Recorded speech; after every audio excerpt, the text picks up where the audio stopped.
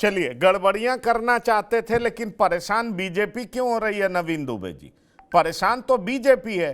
पंकज जी देखिए, दो तीन चीजें हैं। सबसे बड़ी चीज क्या है कि अभी हाल में पंचायत चुनाव होने हैं और जो भी वोटर उत्तर प्रदेश में है, आप अगर देखें आंकड़े उठाकर, 80% वोटर शहरी क्षेत्र का कहीं ना कहीं गांव से कनेक्टेड है।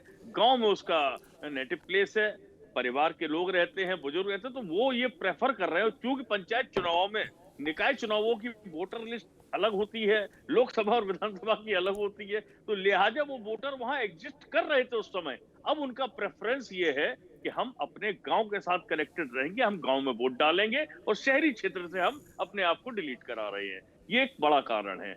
अब उससे क्या हो रहा है कि जो वोटर गांव में एनरोल हो रहा है वो गांव के हिसाब से वोट करेगा, निश्चित तौर पर करेगा। और जो शहर में, जो दुबे जी ने बात कही, मैं सहमत हूं एक हद तक कि भाई जो वोटर शहर से वापस आ गया, यहाँ नौकरी कर रहा है, वो क्यों यहाँ से उठ के गोरखपुर और बलिया और बस्ती जाएगा वोट डालने, या लखनऊ क्यों जाएगा अपना खर्चा करके?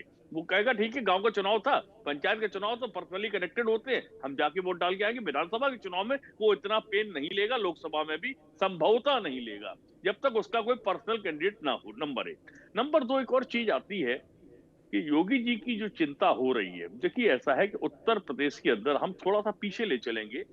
2017 का जब चुनाव हुआ, डेवलपमेंट की बहुत बातें हुई थी, बहुत सारे काम भी अखिलेश यादव की सरकार ने किए। बावजूद इसके 2017 के चुनाव में जो 47 सीटें लेकर अखिलेश यादव आए, तो वो एक बड़ा सेटबैक था समाजवादी पार्टी के लिए। और प्रचंड बहुमत के साथ योगी भारतीय जनता पार्टी की सरकार बनी थी। उस समय योगी आदित्यनाथ जी कोई चेहरा नहीं थे, 2017 में कोई चेहरा नहीं था। बावजूद इसके भाजपा को एक बड़ा विकल्प उत्तर प्रदेश की जनता ने माना और उनको वोट किया।